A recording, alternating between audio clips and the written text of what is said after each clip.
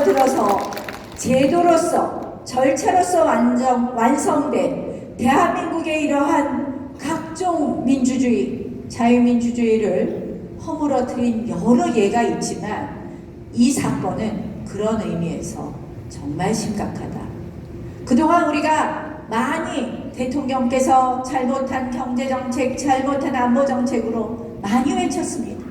그런데 지금 이 시점은 경제폭망, 안보폭망보다도 더 심한 민주주의의 유린과 훼손이라고 생각합니다. 그래서 이제는 우리 국민들이 정말 대한민국의 자유민주주의를 지키기 위해서 이제는 말할 때만이 아니라 행동할 때라고 생각합니다. 여기 계신 울산 시민 여러분들 그렇게 해 주시겠죠? 네!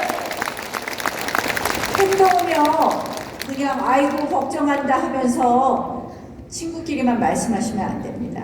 한 명이라도 더 설득하셔야 됩니다. 여러분들의 아들, 딸도 설득하셔야 되고요. 여러분, 울산은 우리가 선거가 괜찮을 것 같아요. 근데 지금 뭐가 문제냐? 서울 수도권이 문제인 줄 아시죠? 우리 동작구도 엄청 험집니다. 왜냐면 서울의 49개 지역 중에서 대통령 선거하면 득표율이 한 39번째 하는데요. 그래서 여러분들이 하실 건 뭐냐? 서울에 가 있는 친구, 친인척한테 전화하셔야 됩니다. 그래서 설득하셔야 됩니다. 울산의 바람을 서울로 가져오셔야 됩니다, 여러분. 특히 동작에 더 많이 가져오셔야 됩니다. 제가 여기 와 있잖아요, 지금. 여러분, 정말 대한민국이 위기라는 말씀을 드립니다. 저는요, 작년 내내 공수처법, 선거법하고 싸우면서 그런 생각 많이 했습니다. 이 정부가 이렇게 불법을 하는데 의회에서 이런 불법이 있어도 헌법재판소가 판단하지 않습니다. 제가 일찌감치 교섭단체 대표연설에서 말했습니다. 우리 대한민국은 신독재 국가로 가는구나. 이 정권이 정권을 잡고 나서 적폐청산만 외쳤습니다. 적폐청산을 외치고는 사법을 장악하고 방송을 장악했습니다. 그리고 나서 사법장악의 마지막 공수처법을 통과시켰습니다. 그리고 게임의 룰인 선거법을 통과시켰습니다. 이것이 21세기 신독재 4단계인 겁니다. 그걸 그대로 다 했습니다. 여러분, 신독재 국가로 가는 이 대한민국 여러분들이 막아주셔야 됩니다. 여러분들이 애국자십니다.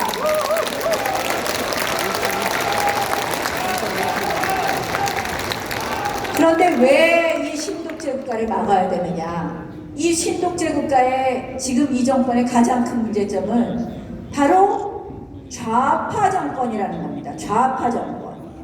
아니, 좌파 우파가 뭐냐? 여러분, 좌파 우파? 좌파는 평등만 얘기하고 우파는 자유를 존중해. 뭐 이렇게 존중하세요. 이 정권에 제가 대표적인 좌파 정책을 가르쳐 드리겠습니다. 뭐냐? 좌파라는 것은요, 공산주의 사회주의는 그렇잖아요. 시장을 인정하지 않습니다. 가격을 다 국가에서 정합니다. 지금 시작했습니다. 여러분, 최저임금, 시장이 할 수 없을 정도의 최저임금을 말하면서 국가가 가격을 정합니다. 시장이 할 수 없는 걸 하라고 합니다. 부동산 가격도 분양가 상한제 하면서 이 이상 받지 말라 그럽니다. 그러니까 부동산 막 올라요. 울산도 또 오르기 시작했다며요. 여러분, 이렇게 시장을 무시하고 국가가 개입하겠다고 합니다. 예산은 나라에서 세입은 들어올 돈은 없는데 예산은 3년 동안 100조를 늘렸습니다. 400조 하던 국가 예산이 500조가 됐습니다. 400원 하던 게 500원 낸 게 아닙니다. 내년에 나라 빚을 60조를 발행한다고 합니다. 누가 갚습니까, 그거? 그렇게 해서 그 돈을 갖고 다 뭐합니까? 나눠줍니다. 심상정 의원이 뭐라 그랬습니까? 종부세 더 많이 가져갖고 청년 1인당 3천만 원씩 나눠주제입니다. 이게 좌파 정책인 겁니다, 여러분. 여러분들은 이곳 울산 여러분들 다 열심히 일해서 세금 내셨습니다. 그런데 여러분들의 땀과 노력을 몽땅 국가가 걷어갖고 다 나눠주겠다는 겁니다. 똑같이. 그러면 대한민국이 계속 발전할 수 있겠습니까, 여러분? 종부세 부자들만 내는 게 아닙니다. 공시지가 이제 다 오릅니다. 재산 가액이 똑같아도 이제 앞으로 계속 오르게 되어 있습니다. 여러분들은 더 세금을 많이 내고, 일하는 사람은 세금을 많이 내고, 노는 사람은 계속 놉니다. 이것이 뭐냐? 그들이 함께 잘 사는 나라라고 하지만 함께 못 사는 나라가 되는 것입니다. 이때 저희가 생각해야 될 것은 영국의 대처 총리가 한 말을 생각해야 됩니다. 좌파는, 사회주의자들은 가난한 사람들이 더 가난해져도 부자와 가난한 사람이 똑같이 더 갭만 줄어들면 된다고 얘기합니다. 부자와 가난한 사람의 차이만 줄어들면. 여러분, 가난한 사람들이 더 가난해져도 이 차이만 줄어지면 우리 대한민국이 발전할 수 있겠습니까? 그게 좋은 나라이겠습니까? 작년에 이미 나타났습니다. 대한민국의 명목 성장률은 OECD 꼴찌에서 2번째였습니다. 대한민국의 제일 가난한 사람과 제일 부자의 차이는 조금 줄었습니다. 그런데 그 내용이 뭐냐? 가난한 사람들의 근로소득은 더 줄었어요.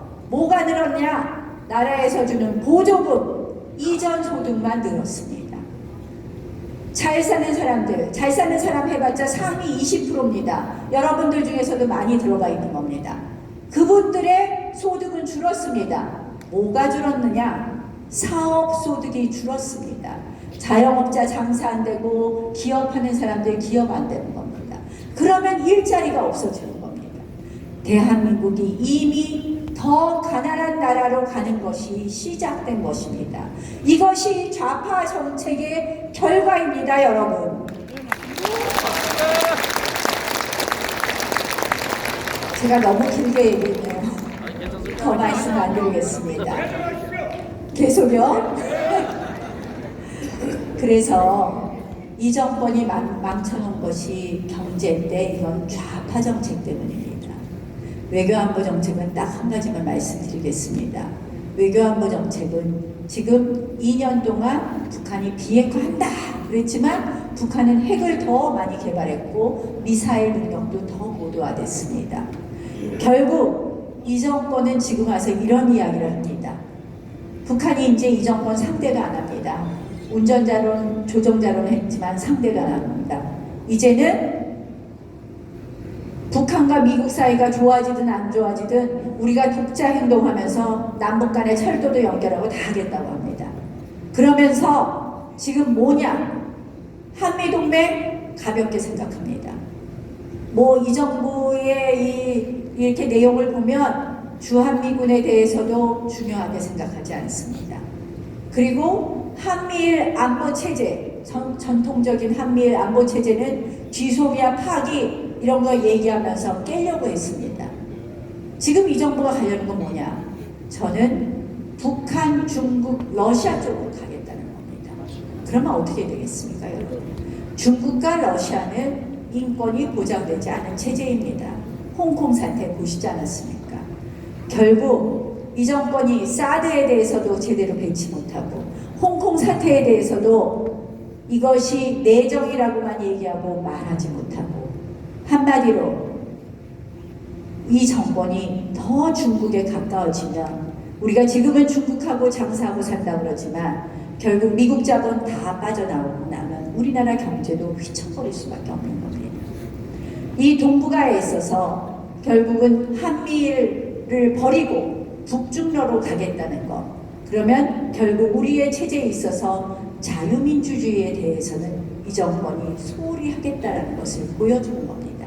이미 헌법 개정안에서 자유를 삭제하려고 했고 교과서에서는 이미 삭제했습니다. 여러분, 그래서 저희가 이제는 그냥 그렇고 그런 총선이야. 4.15 총선에서 어차피 이기겠지 하고 그렇게 할 때가 아닙니다. 이곳 울산 남구에서 진짜 일할 일꾼을 계속 일하게 하시는 것뿐만 아니라 이번 총선에서 여러분들이 정말 한 표 한 표가 중요하다. 그런 강력한 의지로 돌풍을 일으켜서 이제 대한민국에 한 줌밖에 안 남은 자유민주주의를 지킬 수 있는 의회에서 자유한국당이 승리할 수 있도록 도와주셔야 되는 것입니다.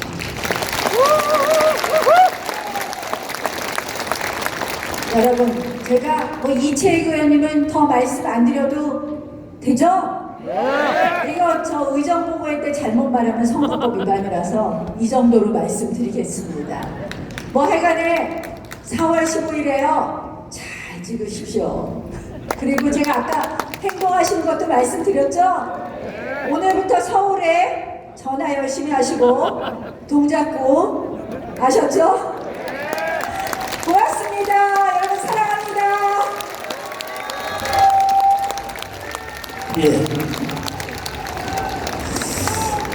먼 길을 오셨습니다. 그리고 또 좋은 말씀을 해주신 우리 나경원 전 원내대표님께 다시 한번 여러분 감사의 박수 부탁드리겠습니다.